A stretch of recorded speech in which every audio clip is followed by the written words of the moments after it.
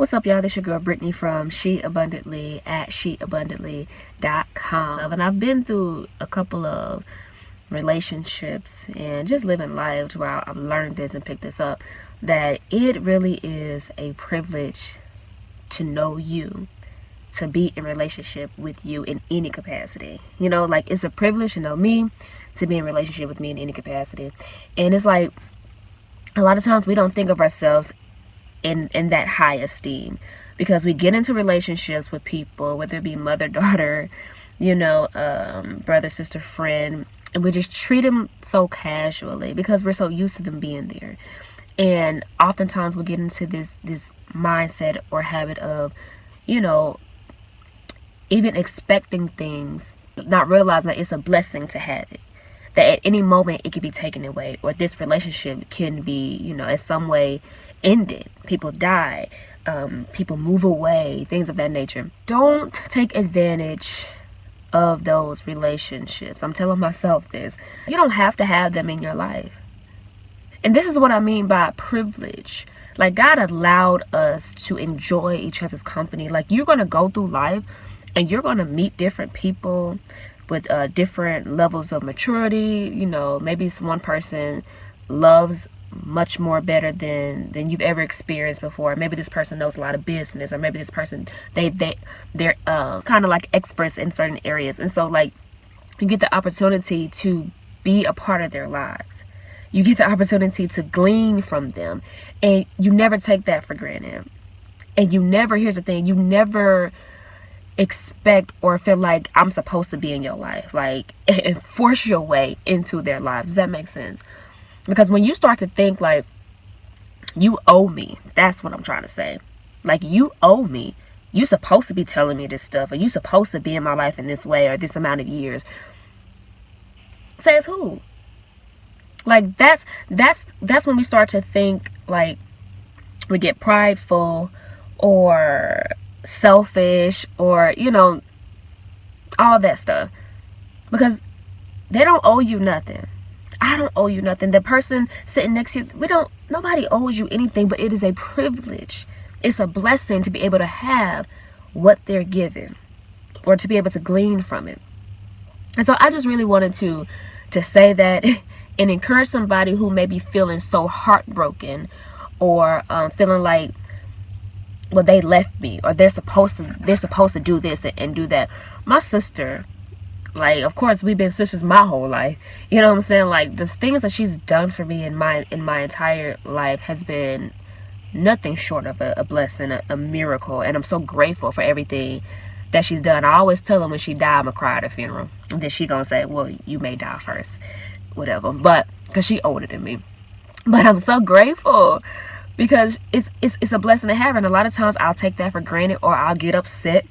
And it's like, well, you're supposed to do this because you've been there my whole life, or you've been to me in this capacity for so long. Answer my phone call, blah, blah, blah. And I'm like, I thank God for having that woman in my life. I thank God for her. And so approach your relationships in that way. Thank God that you have this kind of relationship, because you couldn't, or you shouldn't, or you don't have to have it. You know what I'm saying? Don't force your way into people's life. Don't make people feel like they owe you. Don't nobody owe you nothing. Okay? I just had to say that. But also in a sense of knowing that you don't own people, and people don't own you. I've learned this just by living life, like I said, and separating from people. You know what I'm saying? When seasons change and life happens, life changes. Maybe you move from a different state, or maybe you leave a job. And when people feel like you owe them, or you're supposed to be in their lives, and it's like when they realize that they can't control you, or when they realize that you're no longer in their lives in the capacity or the thought process that they held you to, it's like they change up on you. They act different, they trash you, they throw you away. Yeah, they'll change up on you. And I'm learning that. I've experienced that. And all this is I'm just processing how I treat people and how I want to approach people in different relationships, realizing that I don't own nobody and nobody owns me. So when you're going through life, it's shifting. People are going to be shifting in and out, right? Maybe it's a year, maybe it's 5 years, 10 years, I don't know, but it's going to be shifting. And I honestly believe it's all for the making up, building up of you and even that person. But realizing that you don't own people, people don't own you. And so don't expect or feel like I gotta hold you in this box or in this mind frame of how I think you're supposed to be in my life at this time frame or at this time in life. Like, don't think like that, because you'll put yourself in a messed up emotional state when things change, when people leave. And then your true thought or intentions will start to come out, because it's like, okay, now you don't talk to that person no more, or you've trashed that person, you've thrown that person away, when it didn't have to be like that. You know, I know seasons change and relationships, they end for reasons. You know, it's just not that time anymore. But a lot of stuff is because we've held on to people, or we thought we own somebody and they're supposed to be to me how I think they're supposed to be to me.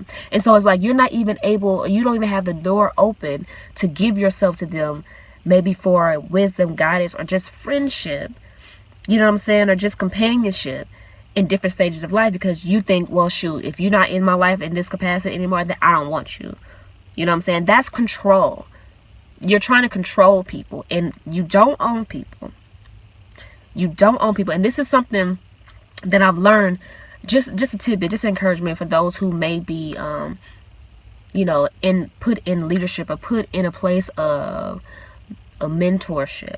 Mothers, you know what I'm saying? You're like older siblings or older, just friends. Who knows?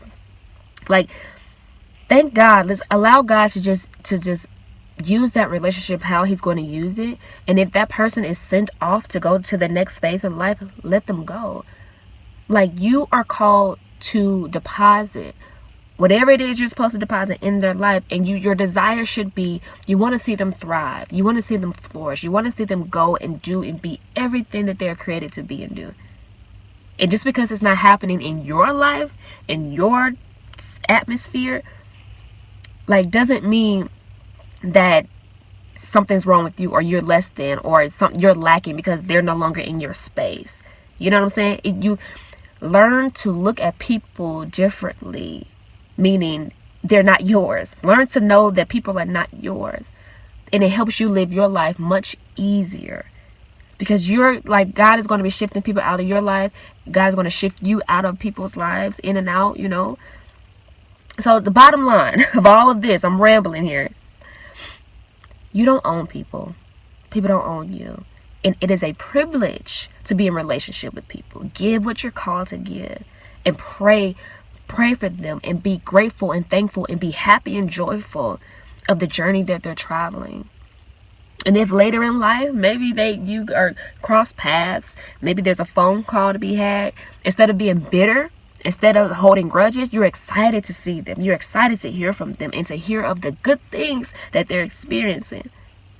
You don't own people, and it's a privilege to be in relationship with people. Stay encouraged. Peace.